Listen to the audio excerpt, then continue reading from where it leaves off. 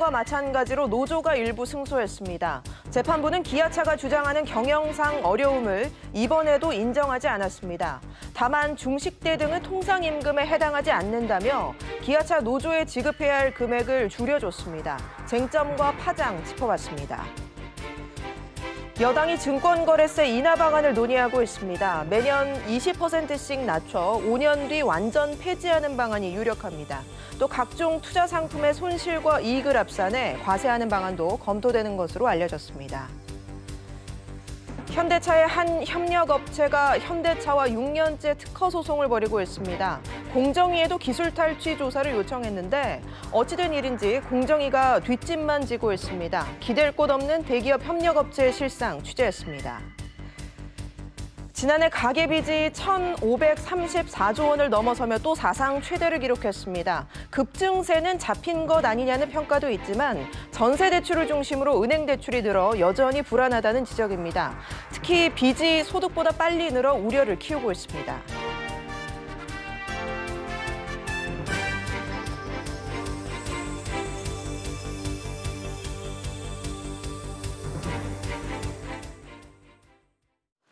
여러분 안녕하십니까? 기아차 노조가 기아차를 상대로 낸 통상임금 청구 소송에서 1심에 이어 2심에서도 일부 승소했습니다.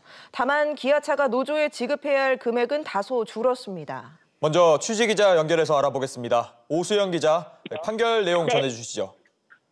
네, 서울고등법원 민사 1부는 기아자동차 노동자 27,400여 명이 정기상여금 등을 통상임금에 포함해 각종 수당과 퇴직금을 지급해야 한다며 기아차를 상대로 낸 소송에서 원고, 그러니까 노동자들의 일부 승소 판결을 유지했습니다. 이번 2심에서도 2017년 8월에 있었던 1심처럼 노조 측 손을 들어준 건데요. 추가 수당 지급이 회사의 경영상 어려움을 주게 된다면 추가 수당을 주지 않을 수도 있다는 기아차 측의 논리는 이번에도 받아들여지지 않았습니다. 다만 2심에선 중식대 등을 통상임금으로 보지 않으면서 인정금액은 1심보다 일부 줄었습니다. 네, 신의 성실의 원칙이 받아들여지지 않았다고요? 네, 피고인 기아차 측은 노조의 추가 수당 요구가 회사의 경영에 어려움을 만들 수 있다면서 신의 측에 위반된다고 주장했습니다. 하지만 1심과 2심 재판부 모두 이를 인정하지 않았습니다. 신의 성실의 원칙이란 권리의 행사와 의무의 이행이 양측의 믿음과 상황에 맞게 이뤄져야 한다는 민법상의 개념인데요. 이번 재판에서는 기아차 측이 경영상 어려움이 인정되면 추가 임금을 주지 않을 수 있다는 논리로 신의 측을 내세웠습니다. 네, 오 기자, 판결에 대한 노사 반응은 어떻습니까? 네, 기아차 노조 측은 선고 직후 기자회견을 갖고 당연한 결과라며 현재 노사 간 논의 중인 통상임금 특별위원회에서 합의가 이뤄지길 원한다고 밝혔습니다. 한편 기아차 측은 신의 측이 인정되지 않아 유감이라며 선고 내용을 검토한 뒤 상고 여부를 결정하겠다는 입장을 밝혔습니다. 지금까지 SBS CNBC 오수영입니다. 네, 법원은 2심에서도 결국 사측이 주장한 경영 위기를 인정하지 않았습니다. 주요 쟁점과 재판부의 판단 분석해보겠습니다. 최나리 기자가 나와 있습니다. 자, 최 기자. 재판부가 1심에서도 이어서 또 2심에서도 노조의 손을 들어준 거지 않습니까? 그런데 인정액은 좀 줄어들은 셈이네요. 네, 2심 재판부는 1심과 마찬가지로 정기상여금 등이 통상임금에 포함된다고 보고 원고 승소 판결을 내렸는데요. 다만 1심에서 통상임금으로 인정됐던 중식대와 가족수당 등을 통상임금에서 제외했습니다. 중식대는 근로의 대가로 지급된 것으로 볼 수 없다고 판단했고 통상임금은 정기성, 일률성, 고정성이 있어야 하는데 이 가운데 일률성도 인정하지 않았습니다. 예. 가족수당도 일률성이 없다고 봤습니다. 따라서 인정금액은 원금 기준으로 1심보다 1억 원 정도 줄어든 3,125억 원이고 이자를 포함하면 약 4,220억 원이 될 것으로 보입니다. 네, 핵심 쟁점으로 좀 들어가 보겠습니다. 이번에 신의 성실의 원칙이 인정되지 않았죠? 네, 그렇습니다. 잠시 신의 성실의 원칙, 신의 측에 대한 판결 맥락을 좀 살펴보면요. 예. 지난 2013년 12월 대법원 전원합의체는 정기상여금을 통상임금으로 인정하면서도 신의 측 때문에 회사의 지급 책임이 없다고 했습니다.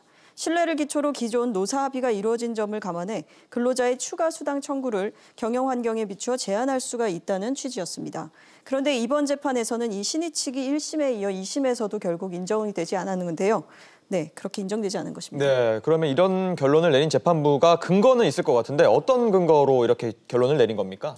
네, 재판부는 이번 원고들의 수당 요구가 기아차의 재정 부담에 심각한 정도는 아니라고 본 겁니다. 예. 재판부는 단기 순이익, 또 매출액, 동원 가능한 자금의 규모, 보유한 현금과 금융상품, 기업의 수익성에 비춰볼 때 경영상 중대한 어려움이 초래되거나 존립이 위태로울 정도는 아니다라고 판시했습니다. 대법원은 지난 14일에도 인천 버스운송회사 시험 운수 관련 상고심에서도 신의 측을 받아들이지 않았습니다. 이때 재판부는 기준도 회사의 경영 상태에 대해 매출액과 단기 순이익 등을 제시했는데요. 이번 기아차 통상임금 재판에서도 이런 기준을 좀 더 다양하게 적용이 된 겁니다. 구체적으로 기업의 경영 상태를 살펴 노동자들의 임금 청구가 되지 않은 점을 엄격히 판단한 것으로 풀이됩니다. 법원이 회사 주장을 갖다가 이제 배척한 거는 경영 상태임에도 불구하고 기아자동차 수준에서는 근로자들의 어떤 임금 지급할 그런 정도의 어떤 그런 경영 상태는 된다 이렇게 판단한 거라고 보입니다. 그러니까 신의치 위반은 아니다. 이 밖에 이번 판결은 향후 통상임금에 관련한 재판들, 나아가 상여금을 기본급화해서 최저임금 미달 논란에서 벗어나려는 기업들의 움직임에도 큰 영향을 미칠 것으로 보입니다. 네, 알겠습니다. 최 기자 얘기 잘 들었습니다. 이번 판결에 대해 노조는 당연한 결과라며 반겼지만 재계는 참담하다는 반응입니다. 취재 기자를 연결합니다. 안지혜 기자. 네, 서울 고등법원에 나와 있습니다. 네, 판결이 나오고 노조가 입장을 밝혔죠. 네, 기아자동차 노조는 이번 판결 결과에 환영의 뜻을 밝혔습니다. 기아차 노조위원장의 말 직접 들어보시겠습니다. 1심과 2심 크게 다르지 않고 원심이 유지되었다, 1심이 유지되었다고 보고 있고 당연한 결과라고 생각합니다.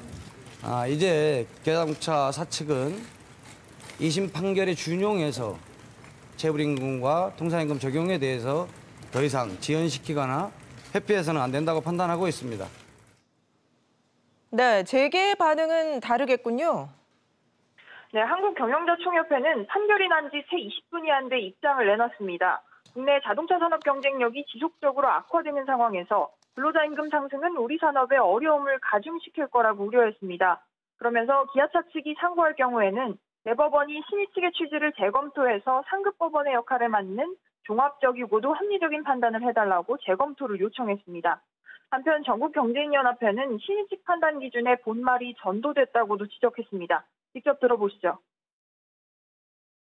신의 측의 근본 원칙인 계약 당사자 사이에 형성된 신뢰를 일방 당사자가 깨뜨리는가 이런 게 신의 측의 주요 기준이 되어야 하는데 현행 판례는 그 부분보다는 기업 경영의 어려움을 중점에 두고 신의 측을 판단하는 것 같습니다.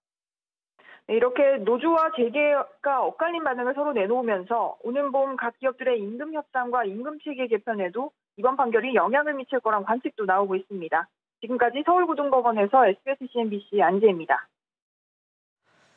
네, 기업들은 통상임금뿐 아니라 최저임금 문제로도 진통을 겪고 있습니다. 임금 체계를 손봐야 하는 기업들로선 이번 판결에 촉각을 곤두세울 수밖에 없습니다. 취재 기자와 짚어보겠습니다. 윤지혜 기자가 나와 있습니다. 윤 기자, 네. 이번 판결이 임금 체계에 어떤 영향을 줄까요? 네, 우선 이번 통상임금 판결이 이 최저임금과 직간접적으로 연결이 되는 기업도 있고 아닌 곳도 있습니다. 대표적으로는 현대차 등이 기본급이 낮고 상여금이 높은 이런 사례 같은 경우는 영향을 받게 되는데요.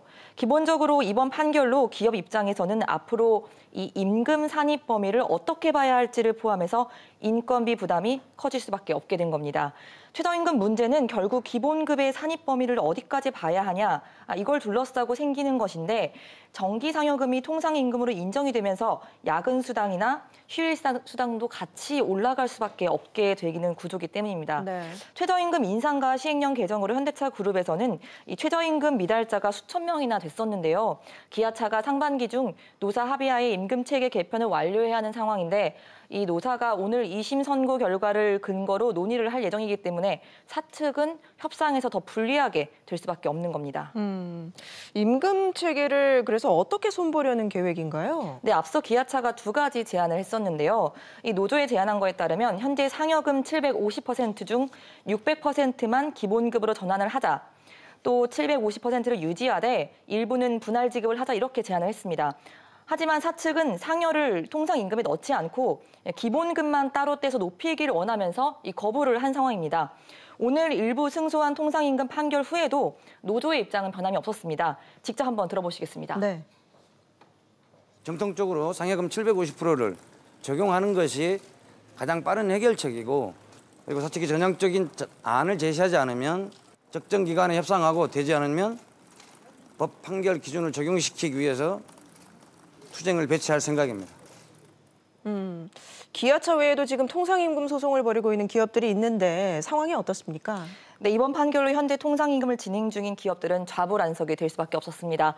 이 아시아나항공과 현대중공업 그리고 금호타이어는 1심에서 신의 성실의 원칙이 부정이 돼서 패소했다가 2심에서는 신의 측이 받아들여져서 승소를 한 전례가 있습니다. 현재 대법원의 사건이 계류 중인 상황인데 오늘 판결에 영향을 받게 될 것이라는 전망이 나오고요. 또 현대자동차와 현대모비스 등 임금 체계 논의가 지금 한창 이뤄지고 있습니다. 하지만 노조가 사측의 이 제안을 쉽게 받아들이지 않을 것으로 전망이 되는 상황입니다.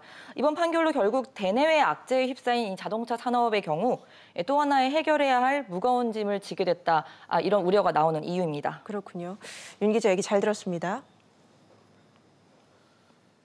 더불어민주당 자본시장 활성화 특별위원회가 비공개 회의를 통해 증권거래세 인하 방안을 논의 중입니다. 취재기자 연결하겠습니다. 엄하은 기자. 네, 엄하은입니다. 네, 민주당의 증권거래세 인하 논의 어느 정도 마무리가 됐습니까? 아직도 논의가 진행 중입니다.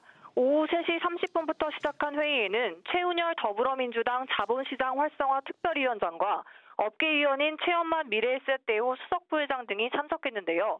유력하게 검토 중인 인하 방안은 현재 0.3%인 증권거래세를 매년 20%씩 균등하게 인하해 5년째 되는 해인 2024년 완전 폐지하는 방안입니다.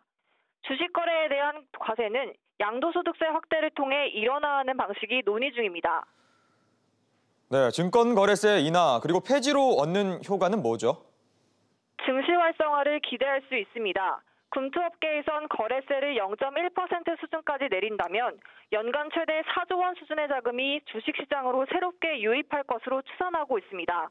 업계 관계자는 일본은 거래세 폐지 이후 시가총액 회전율이 50%에서 75%로 상승했다면서 국내의 경우엔 거래 대금이 현재보다 20% 이상 증가할 수 있다고 설명했습니다. 네, 그런데 엄 기자, 이 자본시장 거래 전반에 걸쳐 과세 체계를 개편하는 논의도 이뤄지고 있다고요? 네, 주식과 채권, 펀드, 파생상품 간 손실과 이익을 합산해 3년 동안 합산과세하는 방안도 검토하는 것으로 알려졌는데요.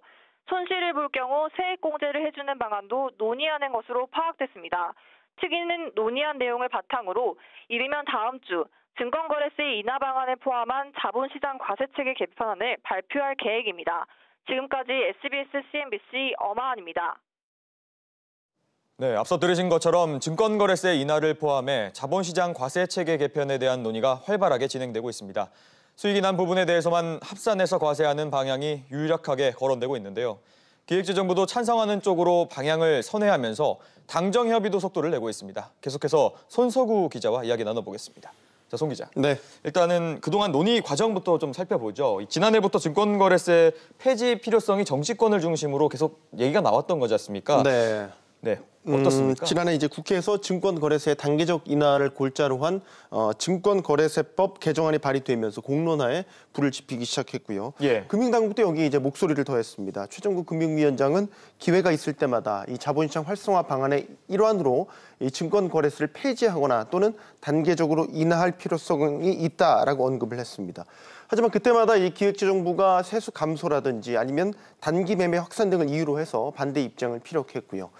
잠잠해지나 싶었던 논의는 이해창 더불어민주당 대표가 지난달 이 금융투자업계 최고 경영자들과 회동을 가지면서 다시 불을 지피게 됐고요. 어제 또 한 달 만에 2차 회동을 하면서 급물살을 타기 시작했습니다. 네, 이 증권거래세뿐만 아니라 자본시장 과세체계 전반에 대한 개편도 논의되고 있다고요? 네, 일단 증권거래세 같은 경우는 아예 폐지보다는요. 단계적으로 인하하는 방안 유력하게 거론되고 있습니다. 예. 현행 0.3에서 0.5% 수준인데 이를 0.1에서 0.2%까지 내리는 방향이 논의되고 있고요. 거래세 인하를 통해서 주식거래가 활발해지고 약 4조 원 정도의 신규 자금이 주식시장으로 유입될 것이다. 이렇게 업계는 전망하고 있습니다.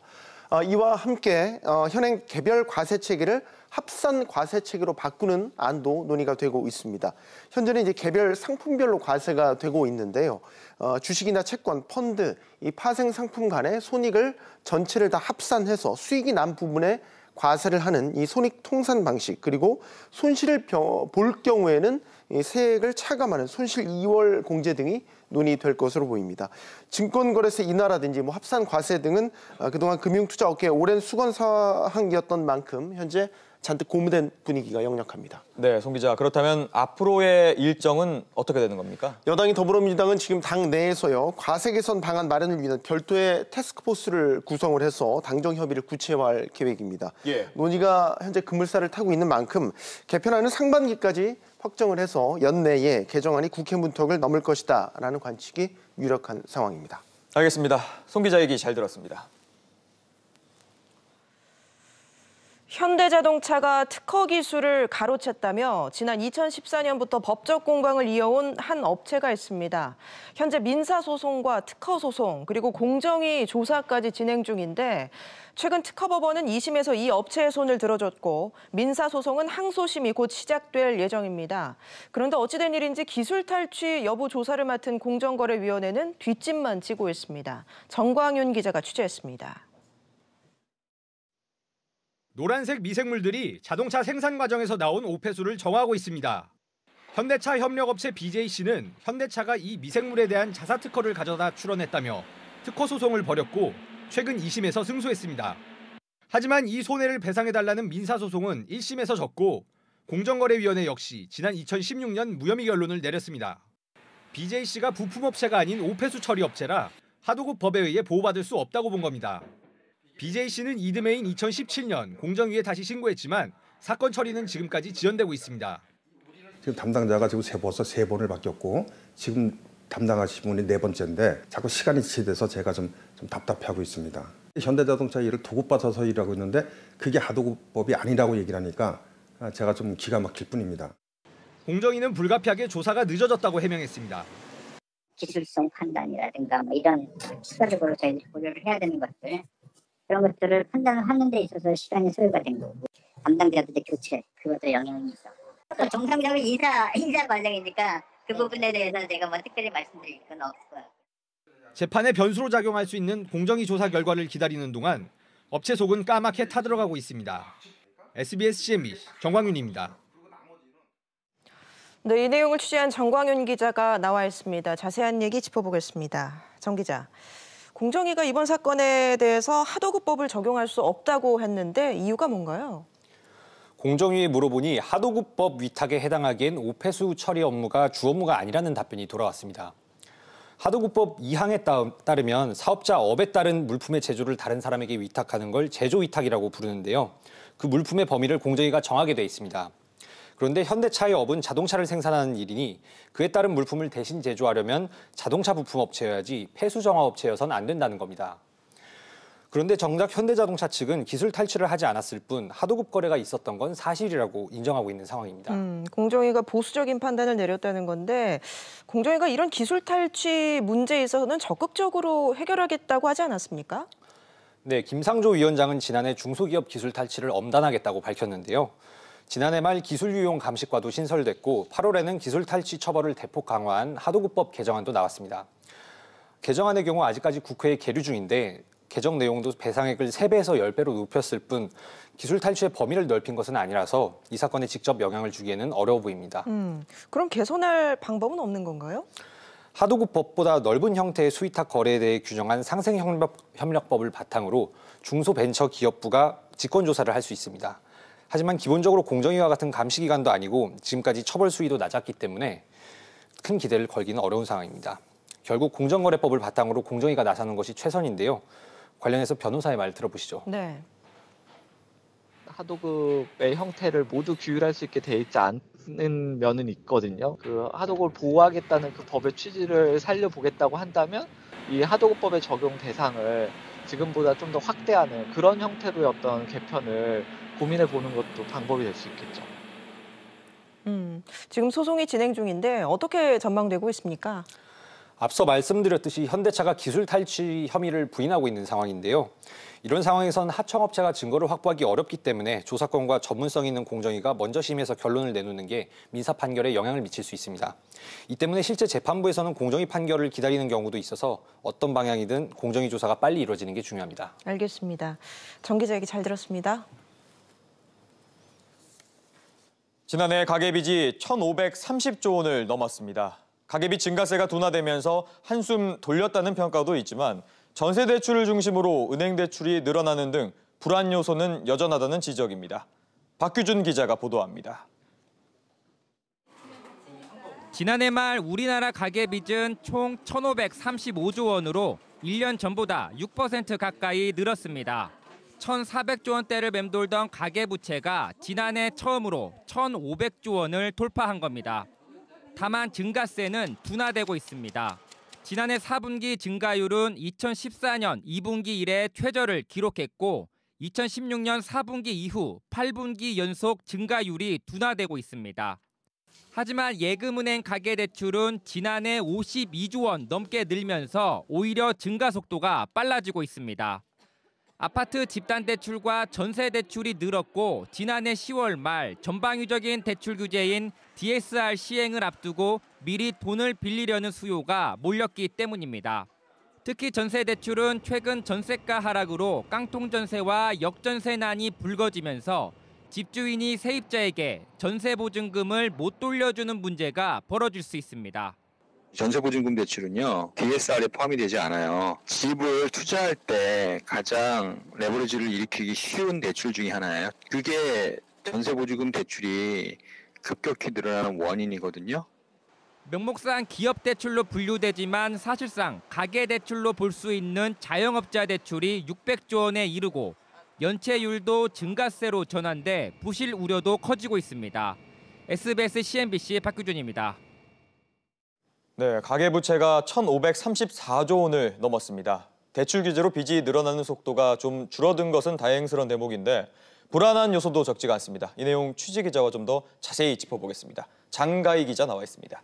자, 장 기자, 이 가계빚 증가 속도가 좀 줄어든 거는 다행스러운 대목인데 사실 이렇게 좀 둔화되는 모습이 좀 어떻게 나오고 있습니까? 네, 아무래도 당국의 대출 규제가 효과를 좀 발휘했다 이렇게 볼 수 있을 것 같습니다. 예. 가계부채는 지난해 4분기 기준 전년 동기와 비교할 때 5.8% 늘어났습니다. 이 증가율은 5년 만에 최저치입니다. 하지만 아직까지 안심하기는 이릅니다. 네, 어떤 점에서 불안 요인이 있는 거죠? 네, 아무래도 벌어들이는 돈보다 빚이 늘어나는 속도가 더 빠르다는 점이 걱정인데요. 한국은행은 지난해 가계가 사용할 수 있는 소득이 얼마나 늘었는지를 집계 중인데 4%대를 보일 것으로 전망했습니다. 다시 말하면 빚이 늘어나는 속도가 소득이 느는 속도보다 훨씬 빠르다는 건데요. 지갑이 얇아지다 보니 그만큼 쓸 돈이 줄어들게 되는 겁니다. 네, 요즘 장사하면서 대출 받는 분들도 많은데 이 부분도 좀 문제가 되는 거죠? 네, 맞습니다. 이 부분이 불안 요인 두 번째인데 지난해 말 기준 자영업자의 전체 대출 규모는 432조 원으로 3년 새 134조 원이 증가했습니다. 예. 하지만 최근 발표된 가계 동향을 살펴보면 자영업자들이 이 빚을 감당할 수 있을지 우려스럽습니다. 여기에 집주인이 세입자에게 빌리는 돈이나 마찬가지인 임대보증금도 문제가 되는데요.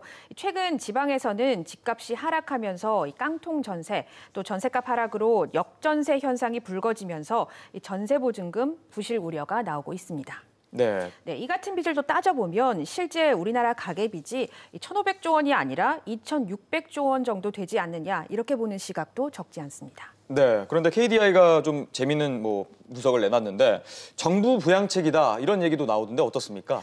네, 이 KDI는 2008년부터 이 10년 사이에 가계빚이 2배가 늘었는데 선거에 맞춰서 경기 부양을 위해 대출 규제를 푼 게 결정적이라고 지적을 했습니다. 예. KDI가 이례적으로 좀 날선 비판을 한 셈인데요.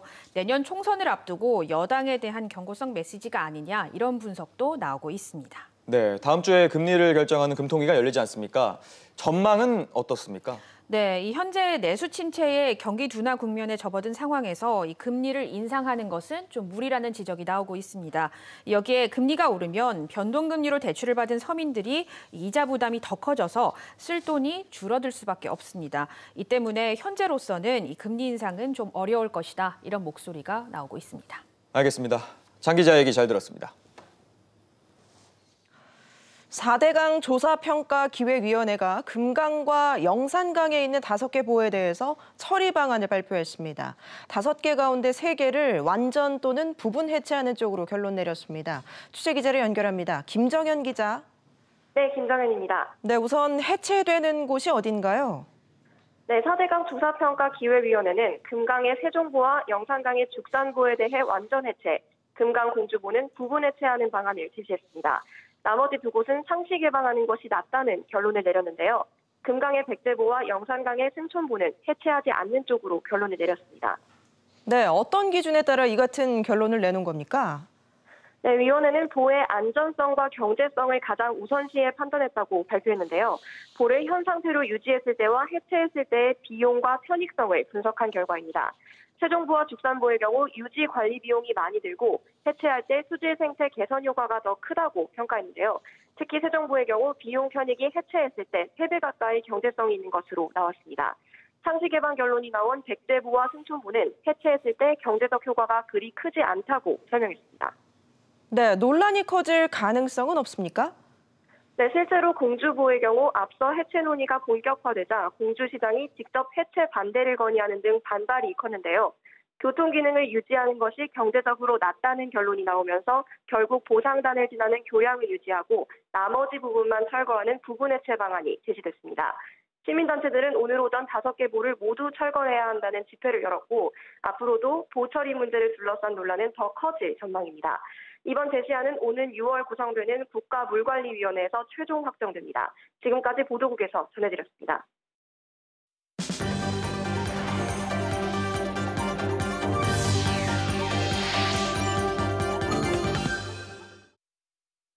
시한폭탄이 될 뻔했던 탄력근로제 문제가 마침내 타결됐습니다.